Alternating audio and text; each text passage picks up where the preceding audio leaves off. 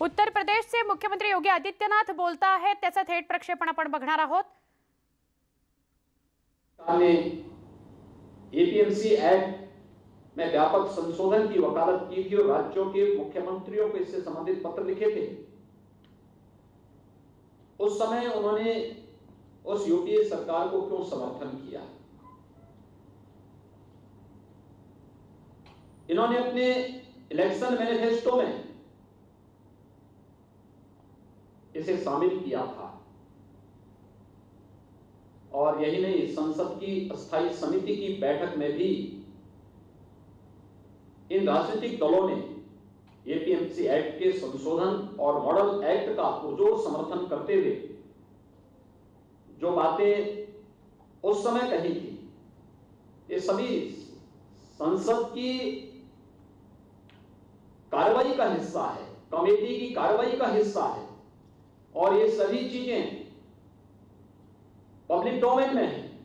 उन राजनीतिक दलों के मैनिफेस्टो को अगर आप उठा करके देखेंगे तो उसका पार्ट भी दिखाई देता है।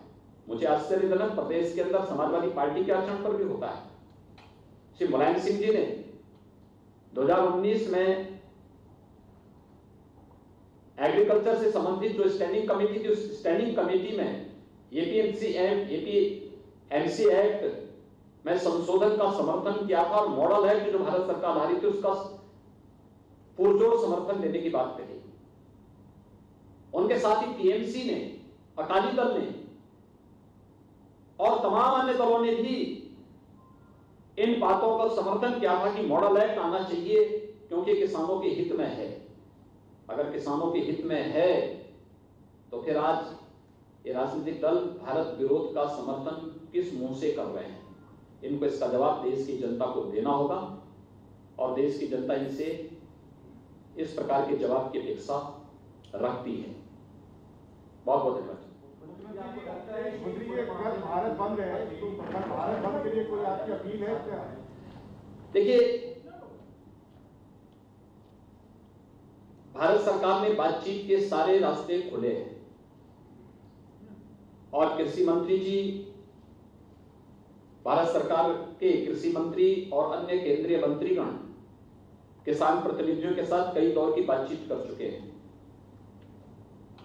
मुझे लगता है कि जब भारत सरकार ने इस संबंध में किसान प्रतिनिधियों के साथ में बातचीत सीधे जारी रखी है, कोई औचित्य नहीं है इस प्रकार के किसी भी ऐसे कदम का जो अलोकतांत्रिक हो और जिसके कारण ऐसे तत्वों को इस आंदोलन को खराब करने का अवसर मिले जो वास्तव में किसानों के कंधे पे बंदूक रख करके अपने स्वार्थों की पुष्टि करना चाहते हैं।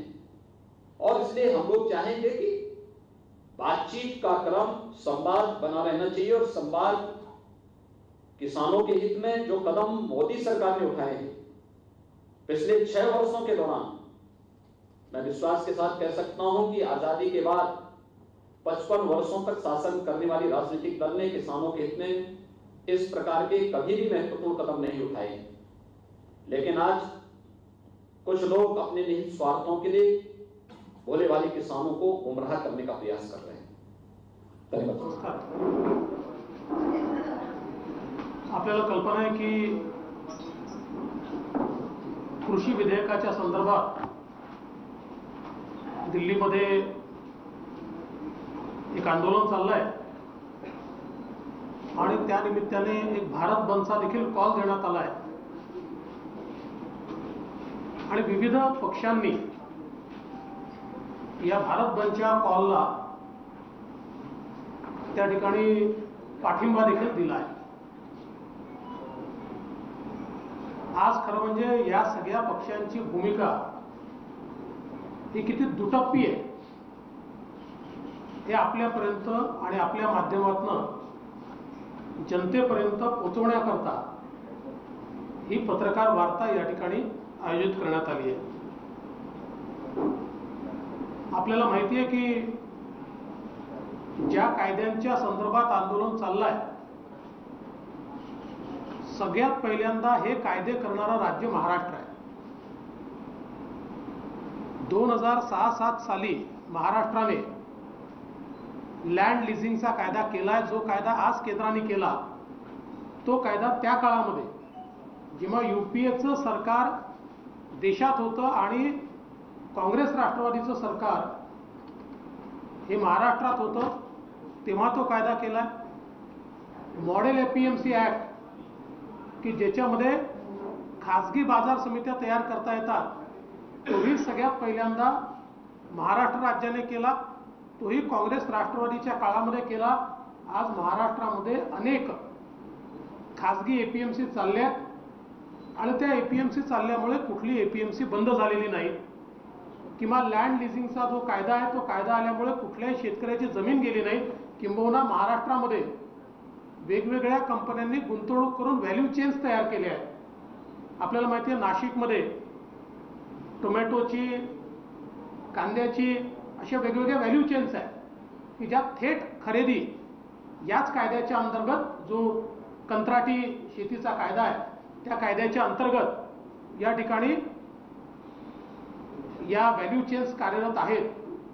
आणि म्हणून मला कधी कधी आश्चर्य वाटतं की महाराष्ट्रामध्ये ज्या गोष्टी झाल्या आणि आपल्या सरकारच्या काळात केल्या, त्याच गोष्टी जर केंद्र सरकारने केल्या तर काही पक्ष ट्रॅक्टर चालवून राहिले आहेत, पण त्यांना कुठलंही समर्थन हे महाराष्ट्रात मिळालेलं नाही.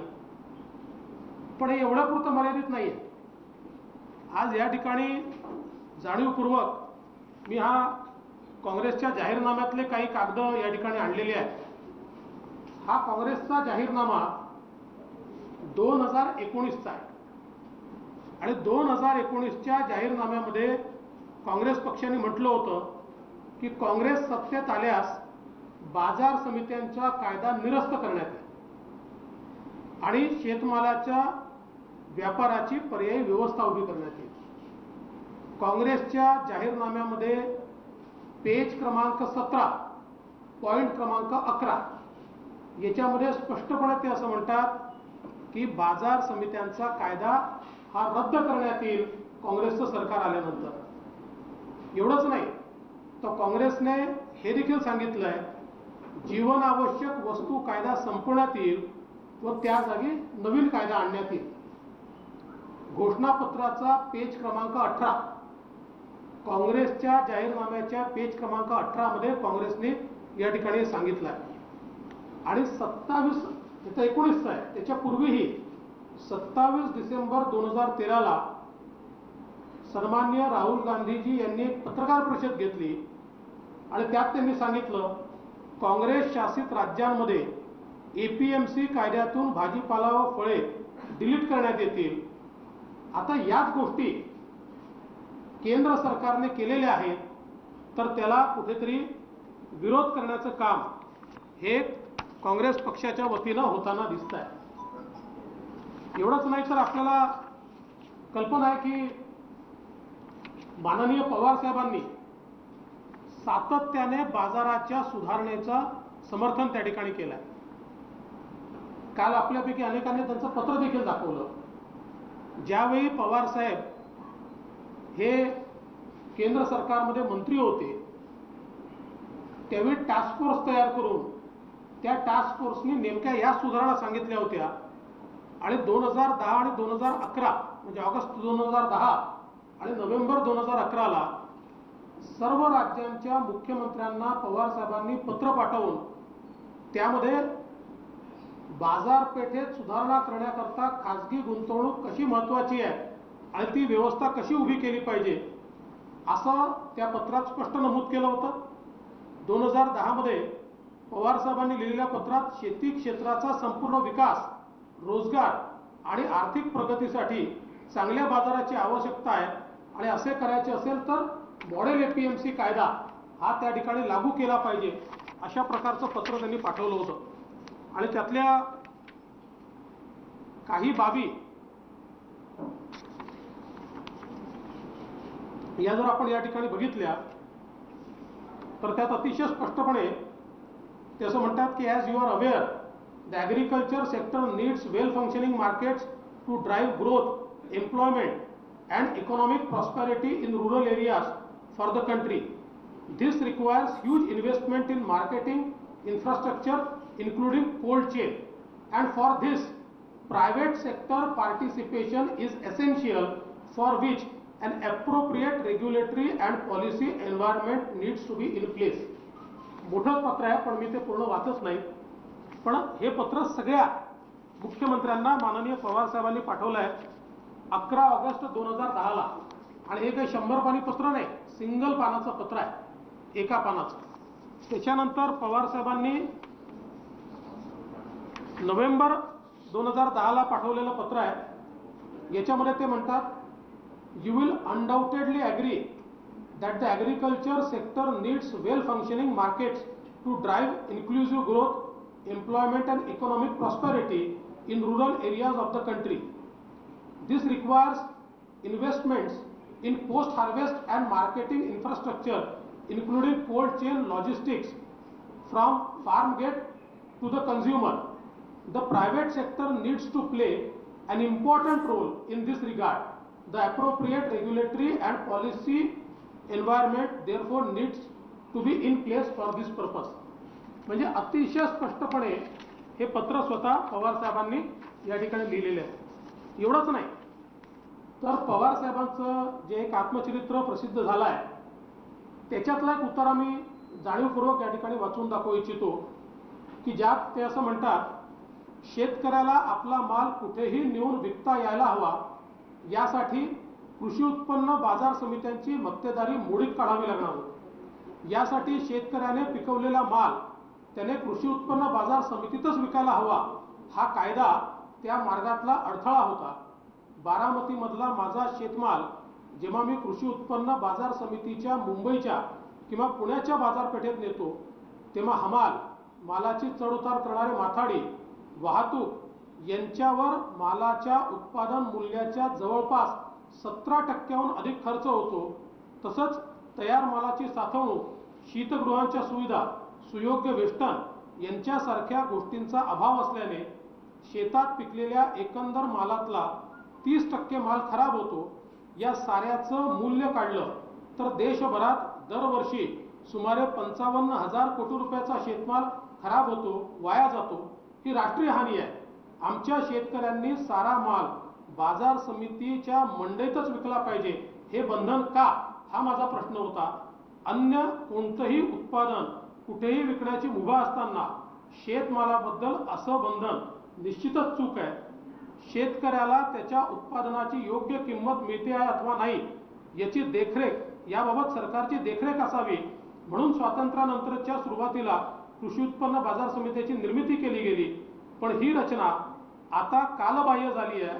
उत्पादकाला त्याचा शेतमाल कुठेही विकायचं स्वातंत्र्य हवंच, अगदी परदेशात सुद्धा विक्रीची परवानगी द्यायला हवी. हे माननीय पवार साहेबांच्या आत्मचरित्रात हे त्यांनी स्वतः त्या ठिकाणी नमूद केलेलं आहे. एवढंच नाही तर इतरही पक्ष जे आहेत, आणि मी एक गोष्ट स्पष्टपणे नमूद करू इच्छितो, पवार साहेबांनी कायद्याच्या तत्वाला कुठेही विरोध केला नाही. आपण सुरुवातीला बघितलं असेल, पवार साहेबांनी एक दिवस अन्नत्याग केला होता. त्या दिवशी कायद्याच्या मूलभूत तत्वाच्या विरोधात नव्हता. त्यांनी स्पष्टपणे असं सांगितलं होतं की याच्यावर अजून व्यापक चर्चा हवी होती आणि ज्या पद्धतीनं मेंबर ऑफ पार्लमेंट्सला सस्पेंड केलं त्याबद्दल मी अन्नत्याग करतोय. किंवा काल परवाही मूलभूत तत्वांवर ते बोललेले नाहीत. ते स्पष्टपणे असं म्हणालेले आहेत की याच्यावर अधिक व्यापक चर्चा व्हायला हवी होती, याच्यावर स्टँडिंग कमिटीमध्ये ते जायला हवं होतं. म्हणजे कुठेही याच्या मूलभूत तत्वांना त्यांनी विरोध केला नाही, कारण याची मूलभूत तत्व ही त्यांच्या काळामध्ये त्यांनीच प्रतिपादित केलेली किंवा पुढे नेलेली ही सगळी तत्व आहेत. आणि म्हणून या ठिकाणी हे देखील अतिशय स्पष्ट करण्याची आवश्यकता आहे. आता इतर पक्षांचे जर आपण बघितलं की जे पाठिंबा देत आहेत, द्रमुक पक्ष, आता द्रमुक पक्षाने 2016च्या विधानसभा निवडणुकीत शेती सुधारणांचे विधेयक आणण्याचं आश्वासन दिलं होतं आणि ज्या तरतुदी आता केंद्र सरकारने केल्या आहेत त्याच तरतुदीचं आश्वासन DMKने 2016 साली त्यांच्या जाहीरनाम्यात दिलं होतं. त्याचे देखील काही स्नॅपशॉट्स माझ्याकडे या ठिकाणी आहेत.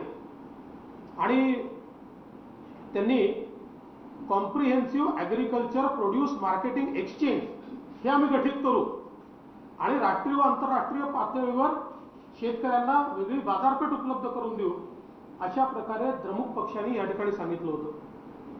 आम आदमी पार्टी ही आता या आंदोलनात सम्मिलित होते, पण दिल्ली सरकार हे पहिलं सरकार होतं की ज्यांनी 23 नोव्हेंबरला हे सगळे कायदे त्यांच्या विधानसभेत मंजूर केले आणि त्यामुळे ते दिल्लीमध्ये लागू आहे. आणि असं असताना देखील या ठिकाणी आम आदमी पार्टी ही भारत बंदला समर्थन देते आहे. एवढंच नाही तर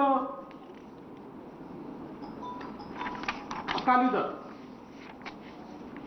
12 डिसेंबर 2019 रोजी जी काही कृषीची स्थायी समिती आहे त्यात अकाली दलाने जी भूमिका घेतली होती ती अशी होती, एपीएमसी भ्रष्टाचार आणि राजकारणाचे अड्डे बनले आहेत, केवळ दलालाचा तिथे बोलबाला असतो, त्यामुळे एपीएमसी शेतकऱ्याच्या हिताचं काम करत नाही आणि म्हणून त्याला पर्यायी व्यवस्था उभी करावी, अशा प्रकारे अकाली दलाने 12 डिसेंबर 2019च्या स्टँडिंग कमिटीमध्ये भूमिका घेतलेली आहे. 3 जून 2020 रोजी याच्यावर जेव्हा अध्यादेश आला त्यावेळी अकाली दल सरकारमध्ये होतं आणि अध्यादेशाला त्यांच्या मंत्री हरसिमरत कौर यांनी कॅबिनेटमध्ये कुठली त्याचा विरोध केलेला नाही. त्या कॅबिनेटमध्ये त्या होत्या आणि कुठलाही विरोध हा त्यांनी त्या ठिकाणी केलेला नाही.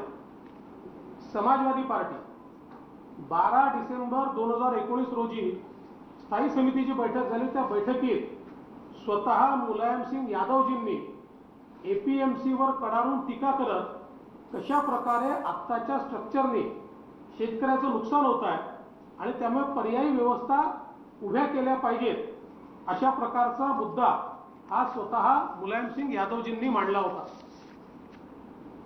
शिवसेनेने तर आमच्यासोबत सरकारमध्ये असताना फळं आणि भाजीपाला या नियमनमुक्त करण्याच्या आमच्या निर्णयाला पूर्ण समर्थन दिलं होतं आणि तेव्हापासून महाराष्ट्रात ते नियमनमुक्त आहे आणि सगळ्यांनी त्याचं समर्थन केलं आहे आणि त्याचा प्रचंड मोठा फायदा हा शेतकऱ्यांना त्या ठिकाणी झालेला आहे. संसदेच्या स्थायी समितीत देखील खासदार विनायक राऊतजी यांनी एपीएमसीच्या संदर्भात केलेली चर्चा याच प्रकारची आहे की कशा प्रकारे तिथे शेतकऱ्यांवर अन्याय होतोय. तृणमूल काँग्रेसचे खासदार अबू ताहिर खान यांनी स्थायी समितीत स्पष्ट भूमिका मांडली की एपीएमसीची व्यवस्था पूर्णपणे बदलली पाहिजे आणि डावे पक्ष 2007 ते 12च्या काळात पंचवार्षिक योजनेत एपीएमसी हटवण्याचा उच्चार करण्यात आला होता, त्याला डाव्या पक्षांनी पूर्ण पाठिंबा दिला होता आणि काही राज्य सरकारमध्ये त्याचं पालनही त्यांनी केलेलं आहे. त्यामुळे मला असं वाटतं की आज जे सगळे वेगवेगळे पक्ष भारत बंदला समर्थन देत आहेत, बहती गंगा में हात धोना असा एक हिंदीतला वाक्प्रचार आहे, अशा प्रकारे दुटप्पी भूमिका घेऊन आपल्या मूळ भूमिकेपासून दूर जात या ठिकाणी भूमिका घेत आहेत.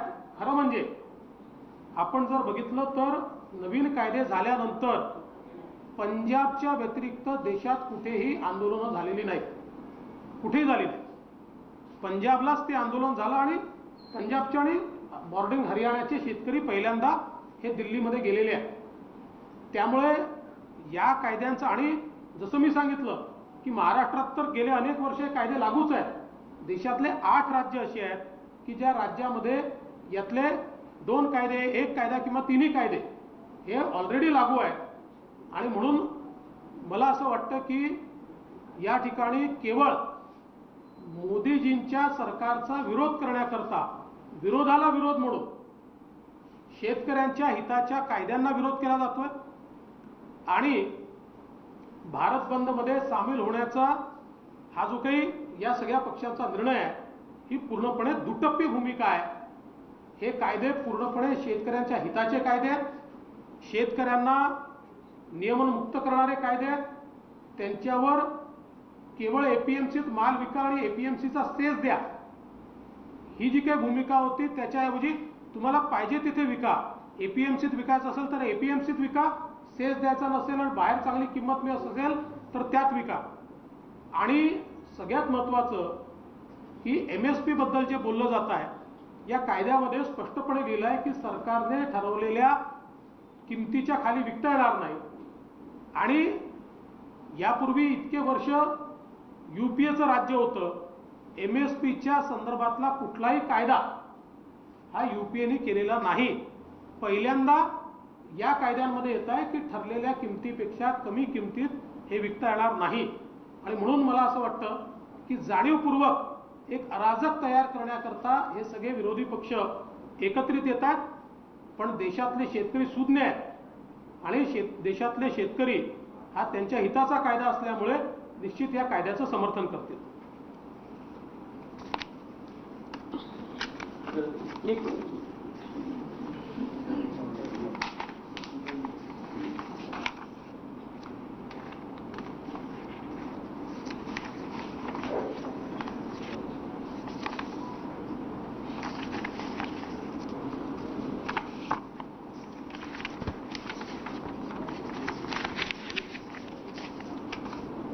केंद्र सरकार ने जो कृषि कानून तैयार किए हैं, उन कृषि कानून के विरोध में दिल्ली में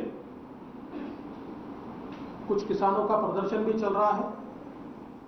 विधानसभेचे विरोधी पक्षनेते देवेंद्र फडणवीस हे कृषी कायद्याविषयी बोलत होते. कृषी कायद्याला जो विरोध होतो आहे तो विरोधाला विरोध म्हणून केला जातो आहे, या सगळ्याविषयी ते स्पष्टता करत होते.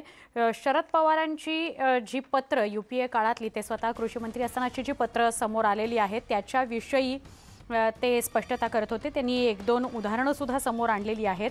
11 ऑगस्ट 2010चं पवारांचं पत्र असेल, नोव्हेंबर 2010चं पवारांचं पत्र असेल, यामधले उल्लेख, त्यांच्या आत्मचरित्रातला एक उतारा, असं सगळं वाचून दाखवत त्यांनी विरोधाला विरोध कसा केला जातोय ते स्पष्ट करण्याचा प्रयत्न केला. आपल्याबरोबर शेतकरी नेते पाशा पटेल आहेत, त्यांच्याशी आपण या सगळ्याविषयी बोलणार आहोत. पाशा पटेल, पहिलाच प्रश्न, शेतकरी वर्ग आंदोलनाला बसलेला आहे नवी दिल्लीमध्ये. आज जवळजवळ 11वा-12वा दिवस आहे आंदोलनाचा. कृषी कायद्याला विरोध केला जातो आहे, पण हा फक्त विरोधाला विरोध आहे असं देवेंद्र फडणवीस म्हणत आहेत. काय सांगाल? बरोबर आहे की देवेंद्र फडणवीस साहेबांनी पूर्ण पुरावे समोर सादर केलेले आहेत की UPA सरकारच्या काळामध्ये शरद पवार साहेबांनी वेळोवेळी केलेले उल्लेख, शरद पवार साहेबांनी आपल्या आत्मचरित्रामध्ये केलेला उल्लेख, त्यांनी घेतलेले निर्णय, त्या निर्णयाच्या संदर्भामध्ये देशभरातल्या सगळ्या राज्याच्या मुख्यमंत्र्यांशी केलेला संवाद, या सगळ्या गोष्टी पाहिल्या तर आता जे हे 3 विधेयक आहेत, या विधेयकाची खऱ्या अर्थानं पायाभरणी ही शरद पवार साहेब देशाचे कृषी मंत्री असताना झालेली आहे.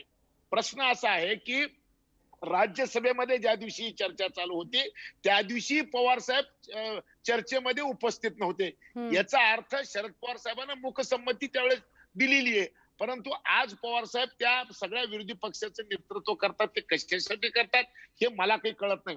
विषय असा आहे, हे 3 विधेयक जे आहेत, गेल्या 55 वर्षामध्ये अशा पद्धतीचं केंद्र सरकारने शेतकऱ्याच्या बाबतीत कुठलाही निर्णय केलेला नव्हता. 55 वर्ष शेतकऱ्याची मार्केट कमिटीमध्ये झालेली लूट ही बंद करून आता स्पर्धेमध्ये शेतकऱ्यांना उतरवण्यासाठी केलेले हे कायदे आहेत. 2 गोष्टी लक्षात ठेवा, मार्केट कमिटी चालू राहणार आहे आणि खाजगी बाजार सुद्धा चालू राहणार आहे. व्यवस्था कुठली जिवंत राहील? शेतकरी ज्या व्यवस्थेत जाऊन आपला माल विकेल, शेतकरी ठरवल ती व्यवस्था जिवंत राहणार आहे. सरकारचं काम काय? स्पर्धा तयार करून देणे. 2 ठिकाणं सरकारने तयार करून दिलेले आहेत. त्या दोन्ही पैकी जिवंत कोण राहील? जो शेतकऱ्याच्या हिताची गोष्ट करेल, जो शेतकऱ्याला 2 पैसे मिळवून देईल, तो जिवंत राहणार आहे. याच्या संदर्भात आंदोलन करायची गरज काय? मला असं वाटतं की आता हे जे 3 कायद्यामधले, एकतर मार्केट कमिटीच्या संदर्भातलं हे आपण बघितलं, आणि दुसरी सगळ्यात महत्वाची गोष्ट म्हणजे करार शेतीच्या संदर्भामध्ये आज प्रत्येक राज्यात, प्रत्येक गावात शेती ही करारानं दिली जाते. कोण पैशानं तोडून देतंय, कोण निम्म्यानं देतंय, कोण 30% देतंय, परंतु ह्याला कायद्याचा आधार नावाची गोष्ट नाही. मोदी सरकारने पहिल्यांदा असे जे व्यवहार होतात, या सगळ्या व्यवहाराला काय केलं, कायद्याचा आधार दिला.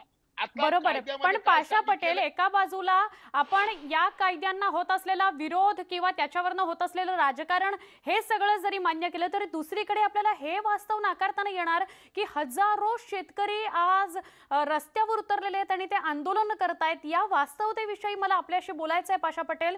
आपल्याला विनंती करेन आपण असे सोबत राहा, एक छोटासा ब्रेक घेऊया आणि ब्रेक नंतर पुन्हा चर्चा करूया. पहा फक्त न्यूज18 लोकमत. कृषी कायदे आणि राजकारण याविषयी आपण बोलतो आहोत. माजी अध्यक्ष कृषी मूल्य आयोगाचे शेतकरी नेते पाशा पटेल यांच्याशी आपण बोलतो आहोत. पाशा पटेल, आपण एक असं व्यक्तिमत्व आहात की थेट नेतृत्व किंवा थेट नेते अशा पदापर्यंत आपण पोहोचला नाही, तर आपण चळवळीतला कार्यकर्ता, प्रत्येक शेतकऱ्याच्या बांधापर्यंत गेलेला कार्यकर्ता, अशी सुरुवात आपली झालेली आहे. त्यामुळे शेतकऱ्याचं दुःख किंवा शेतकऱ्यासमोरचे प्रश्न आपण फार चांगले जाणता. एका बाजूला हे कायदे करायचे, दुसरीकडे इतक्या मोठ्या प्रमाणात आंदोलन होतंय या कायद्यांना विरोध करण्यासाठी, आणि असं होत असताना राज्यामध्ये मात्र त्याला विरोध होतोय आणि एकमेकांवर आरोप प्रत्यारोप होत आहेत.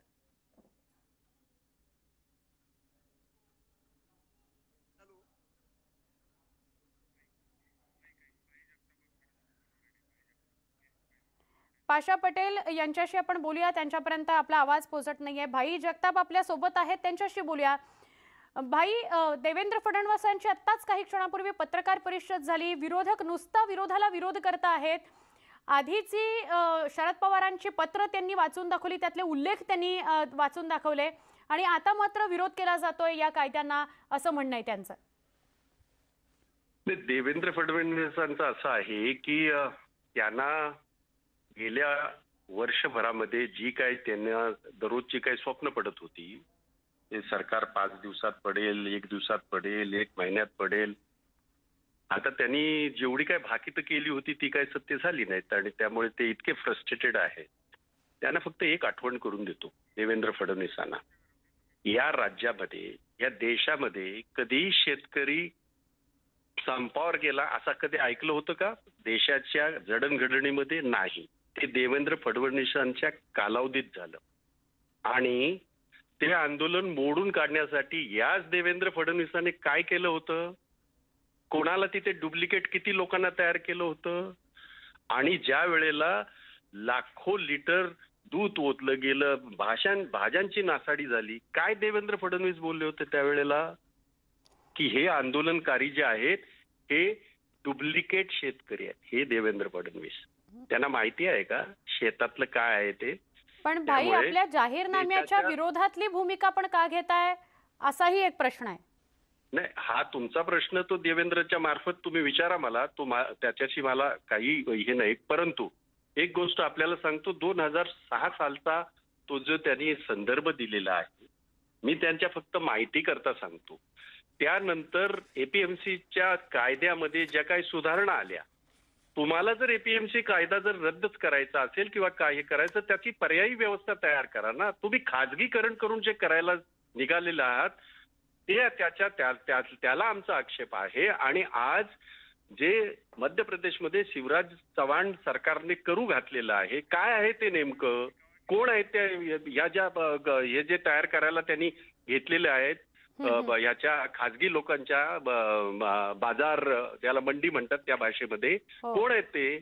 सगळे दलाल. पण भाई, आपल्याला स्वतःला असं वाटत नाही की शेतकऱ्याने त्याचा शेतमाल कुठेही तो विकू शकला असला पाहिजे, त्याने एपीएमसी तेच विकावा, असं त्याच्यावर बंधन नसावं, असं तुम्हाला स्वतःला नाही वाटत? 100% वाटतं. परंतु आपण एक लक्षात घ्या, महाराष्ट्राचं उदाहरण देऊ आपण. असं आहे की आपण हे सगळं जे काय म्हणतोय ना, ते कशाच्या आधारावर म्हणतोय माहितीये? ज्याच्याकडे जो हे आहे, ज्याच्याकडे शेकडो एकर जमीन आहे. आपल्या महाराष्ट्राची परिस्थिती काय आहे? आपली जमीन होल्डिंग काय आहे? 1 एकर, 1.5 एकर, मॅक्झिमम 2 एकर. हा जो 1 एकरामध्ये धान पिकवणारा आहे, 2 एकरामधला धान पिकवणारा याच्यातला आहे, त्याच्या देवेंद्रच्या याच्यातला, विदर्भातला, तो कुठे जाऊन त्याचं भात विकणार आहे? मला सांगा बघू, कुठे येणार आहे तो आणि कसा येणार आहे तो? ज्याच्याकडे जमीन होल्डिंग मोठी आहे त्याचं ठीक आहे हो, परंतु हा जो कमी जमीन धारक आहे, जो आपल्या देशात 90% शेतकरी अशा प्रकारचा आहे. हो, आणि पण भाई अशामुळे थेट उत्तर द्या ना, तुमचं स्वतःचं काय म्हणणं आहे की त्याने विकला पाहिजे ना, तो कुठेही विकू शकला पाहिजे ना माल त्याचा. मग या कृषी कायद्यांना विरोध काय? नाही, कृषी कायद्यांना विरोध याच गोष्टीचा आहे की तुम्ही जो कृषी कायद्यामध्ये ज्या हे टाकलेले आहेत, बंधनं जी टाकलेली आहेत, हे एक गोंडस बोलताय तुम्ही की त्याने कुठेही विकला तरी चालेल. याचं उत्तर तुम्ही देतच नाहीये की त्या 1 एकरच्या शेतकऱ्याने कुठं विकायचं आणि त्याच्या घरापासून तो जिथे कुठे विकायला त्याच्या शेतात येऊन तुम्ही जाऊन घेणार आहात का? कोण घेणार आहे मला सांगा? देवेंद्रचे काय दलाल घेणार आहेत का? किंवा देवेंद्र स्वतः खरेदी करणार आहे का तिथे जाऊन? तर नाही त्याचं उत्तर, किंवा मी सुद्धा खरेदी नाही करणार आहे. त्यामुळे आपल्याला ही गोष्ट लक्षात ठेवणं गरजेचं आहे. एका त्या MSP भाई युपीएच्या काळामध्ये जेव्हा कृषी मंत्री शरद पवार होते त्यावेळेला त्यांचं असं मत होतं किंवा युपीएचं अशी धारणा होती की गुंतवणूक महत्वाची आहे कृषी क्षेत्रामध्ये. खाजगी क्षेत्राची गुंतवणूक जर झाली तर शेतकऱ्याला शेतमाल कुठेही विकता येईल आणि त्याला वेगवेगळ्या उपलब्धता होतील. असं असताना आता जेव्हा केंद्रात NDAचं सरकार आहे तर ही भूमिका बदलली नाही? बदलली ना, तर भूमिका बदलली नाही. 2007 जर आपण म्हणताय किंवा UPA 1चं तुम्ही म्हणताय, पण त्याच्यानंतर एखादा विचार येणं आणि त्या विचाराची अंमलबजावणी करणं, त्याचा साधक बाधक विचार करून तो विचार मागे टाकणं, हे सगळं ती प्रक्रिया लोकशाहीतली आहेच ना. त्याचा अर्थ असा होत नाही. आणि यांना भाई पाशा पटेलांना सुद्धा आपल्याशी बोलायचंय. पाशा पटेल, भाई म्हणतात की लहान शेतकऱ्यांनी माल भाई म्हणतात की लहान शेतकऱ्यांनी माल कुठे विकायचं, काय देवेंद्र फडणवीसचे दलाल येणार आहेत काय खरेदी करायला, अशा पद्धतीने जे भाईंनी आता सांगितलं. तर भाईंना मी एक गोष्ट सांगू इच्छितो. भाई, देशाच्या पंतप्रधानांनी 10,000 FPO स्थापन करायचा निर्णय केलेला आहे. FPO म्हणजे काय? Farmer producer company. शेतकऱ्याच्या पोरांनी आपल्या आपल्या गावामध्ये यायचं, शेतकरी उत्पादक कंपनी काढायची, त्या कंपनीच्या माध्यमातून सरकार गोडाऊन उभं करायला पैसे देणार आहे, त्या संचालक मंडळाला प्रशिक्षण दिलं जाणार आहे, त्यांना भांडवली गुंतवणूक दिली जाणार आहे, त्यांच्या सचिवाचा पगार देणार आहे. हे सगळं कशासाठी? तर गावागावातल्या शेतकऱ्याचा माल तिथल्या शेतकरी उत्पादक कंपन्यांनी खरेदी करावं आणि ती कंपनी आपले वर ज्या काही कंपन्या आहेत त्या कंपन्यांना सरळ विकणार आहे. त्याच्यामुळे आता 2 पर्याय तुमच्या समोर आहेत. एक म्हणजे मार्केट कमिटी तर माल तुमचा घेणारच आहे, सूर्यप्रकाश इतकं सत्य. परंतु आतापर्यंत मार्केट कमिट्या 50 किलोमीटर, 60 किलोमीटर, 70 किलोमीटर लांब असायच्या. आता त्याच्याऐवजी गावागावामध्ये शेतकरी उत्पादक कंपन्या काढायचं काम केंद्र सरकार सुरू केलेलं आहे. याचा अर्थ शेतकऱ्यांनी कुठं जावं? 10 किलोवाला जाईल, 5 किलोवाला जाईल, 1 किलोवाला जाईल आणि 1,00,000 किलोवाला जाईल. सगळ्यांसाठी दोन्ही व्यवस्था ओपन आहेत. एक तर मार्केट कमिट्या ज्या आहेत त्या अशाच अबाधित राहणार आहेत, त्याच्याबरोबर FPO राहणार आहेत. आणि तिसरी म्हणजे खाजगी व्यापारी सुद्धा, खाजगी मार्केट कमिट्या सुद्धा तुम्हाला काढायला परवानगी दिली. फक्त शेतमाल खरेदीमध्ये स्पर्धा झाल्याशिवाय शेतकऱ्याच्या मालाला योग्य मोल मिळणार नाही. या एका गोष्टीसाठी खरेदीमध्ये स्पर्धा करण्यासाठी केंद्र सरकारने हा कायदा काढलेला आहे. पाशा पटेलजी, तुम्ही नाही अतिशय शेतकऱ्यांच्या अतिशय याचा स्वतः शेतकरी असलेला हा माणूस आहे आणि मी चांगलं ओळखतो यांना आणि आम्ही चांगले मित्र आहोत. त्यांची तळमळ मला माहिती आहे. पाशा पटेलजी, मला फक्त एका गोष्टीचं तुम्ही उत्तर द्या. काय झालंय आपल्या समोर चित्र तर गेली 6 वर्ष खूप चांगली रंगवली गेली ना हो. मला एक सांगा, आतापर्यंत या देशाच्या एक मिनिट पाशा पटेल, एक मिनिट. मी तुम्हाला अडवलं का? तुम्ही बोलताना मी काय बोललो का? नाही ना. एवढं सांभाळू ना आपण.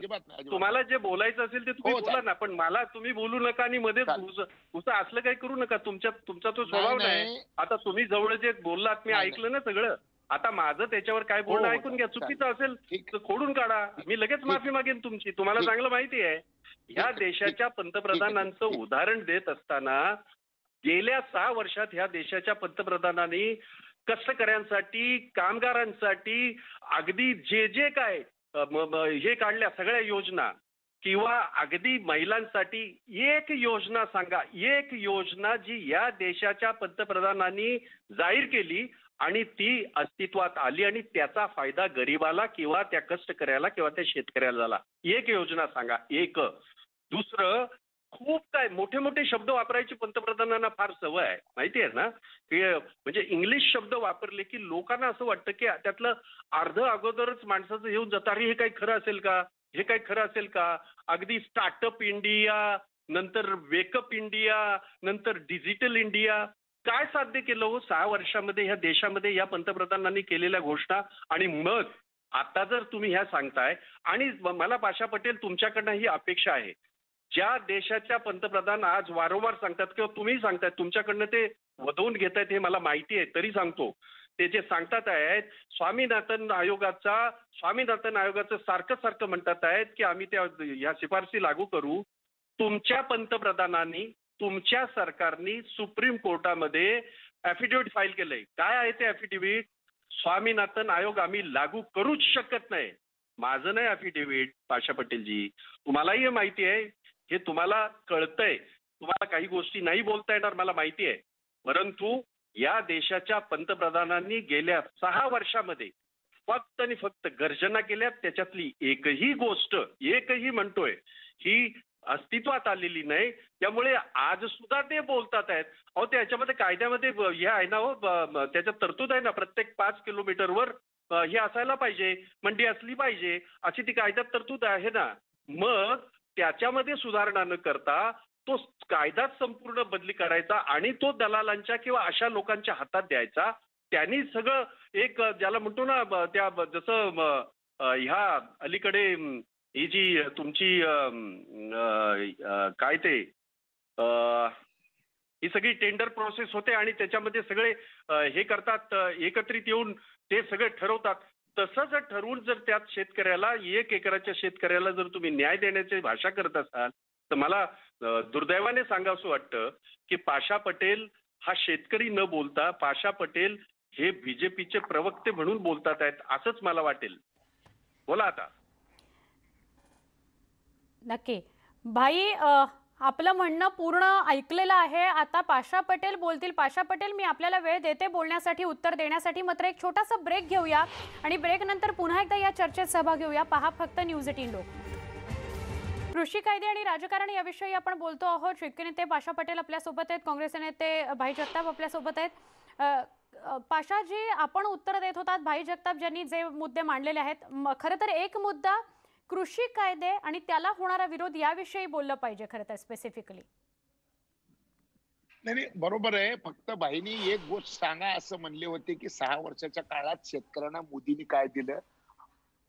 72,000 कोटी रुपये एकरी 2,000च्या रूपाने शेतकऱ्याच्या अकाउंटमध्ये दिलेलं धडधडीत उदाहरणं.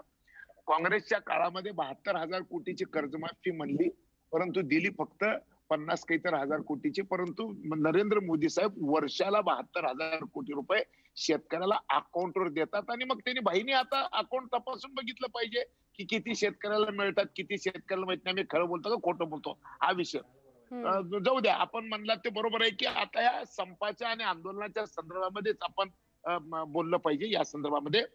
तर माझी भूमिका अशी आहे की मी तुम्हाला 1 मिनिट सांगणार आहे की या 3 विधेयकांमध्ये, म्हणजे मी आता सगळ्यात आणखीन एक महत्वाची गोष्ट सांगू इच्छितो आपल्याला, आपल्या माध्यमातून सगळ्या महाराष्ट्राला, की करार शेतीच्या पद्धतीमध्ये जे ऑब्जेक्शन घेतलं जात आहे, मला खरं तर कमाल वाटते की आता मी गावात राहत नाही, पण माझी शेती कुणाला देतो? मी माझी शेती गावातल्या कुठल्या तरी माणसाला देतो. कसं देतो?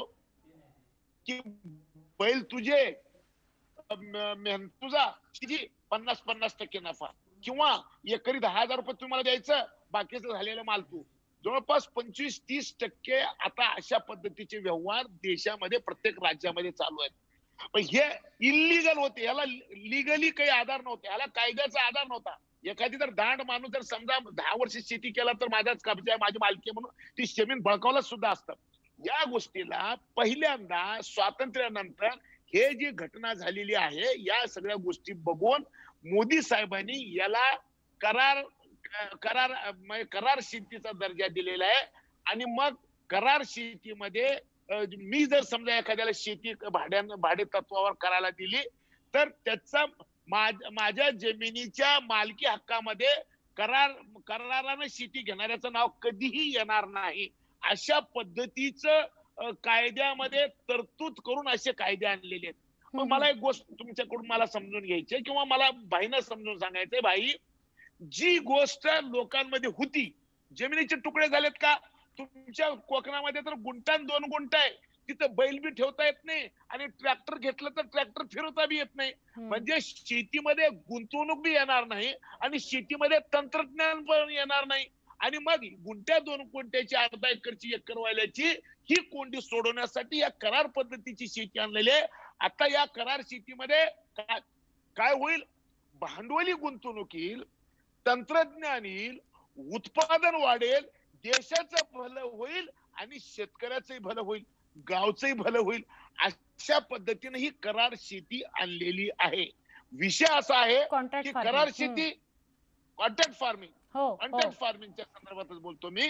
तुम्ही कॉन्ट्रॅक्ट फार्मिंग विषयी इतकं छान स्पष्ट करताय, पण भाईंचं सुद्धा त्यावर काही म्हणणं असणार आहे.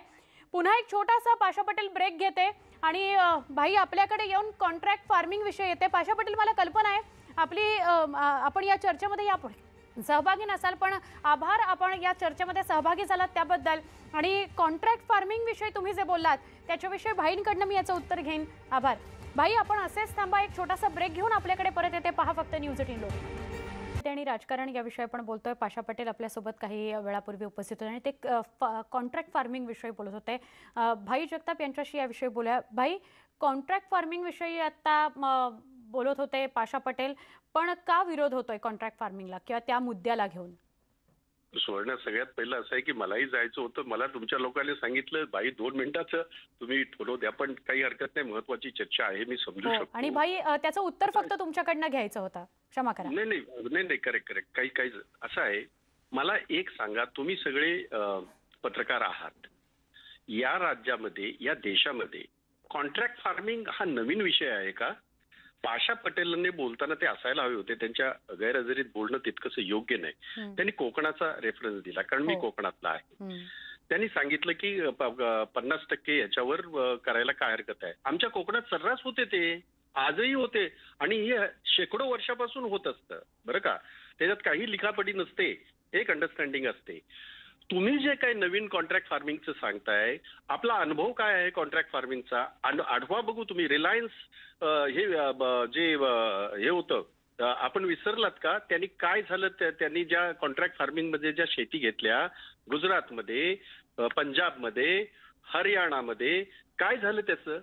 तर त्याचं वाटोळं झालं आणि तिथल्या शेतकऱ्यांनी रिवोल्ट केलं आणि त्यांनी नुसता हे रिवोल्ट केलं नाही, तर त्यांना तिथून पळवून लावलं. आणि आजची परिस्थिती अशी आहे की रिलायन्सच्या आउटलेट मधून जे काय विकलं जातं ते तिथे शेतकरी जात सुद्धा नाहीत.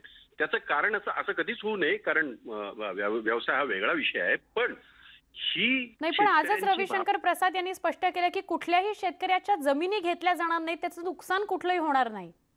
असं आहे की माझं म्हणणं असं आहे, रविशंकर दिल्लीत बसून काय म्हणतात आहेत मला माहित नाही, परंतु हे दिल्लीत बसून बोलणं किंवा महाराष्ट्रातल्या विधानसभेमध्ये आम्ही मोठी मोठी भाषणं करणं आणि प्रत्यक्षात काय असणं, मी प्रत्यक्षात जे घडले ते सांगतोय सुवर्णा तुम्हाला. जे प्रत्यक्षात घडले तुम्ही त्याच्याकडे दुर्लक्ष करू शकाल का? वाईट अनुभव जो आलेला आहे त्या शेतकऱ्यांना, त्याच्यात मध्य प्रदेशचे शेतकरी आहेत, त्याच्यामध्ये गुजरातचे शेतकरी आहेत, पंजाबचे आहेत, हरियाणाचे आहेत. म्हणजे वास्तवता वेगळी आहे असं तुम्हाला म्हणायचंय. भाई, वेळ संपली आहे त्यामुळे तुम्हाला थांबावं लागतंय, पण तरीही तुम्ही या कार्यक्रमामध्ये सहभागी झालात आणि आपली भूमिका मांडली त्याबद्दल आभार. एका बाजूला आपण चित्र बघतो आहोत की कृषी कायद्यांवरून राजकारण होत आहे, आरोप प्रत्यारोप होत आहे, टीका होते आहे 2 सरकारांमध्ये. आणि दुसरीकडे आपण बघतो आहोत की हजारो लाखो शेतकरी हे गेली 12 दिवस नवी दिल्लीमध्ये या कृषी कायद्यांना विरोध करण्यासाठी आंदोलन करतायत. या सगळ्याविषयी बोलत राहूया. आता इथेच थांबतोय, काही क्षणात पुन्हा भेटूया. पहा फक्त न्यूज 18 लोक.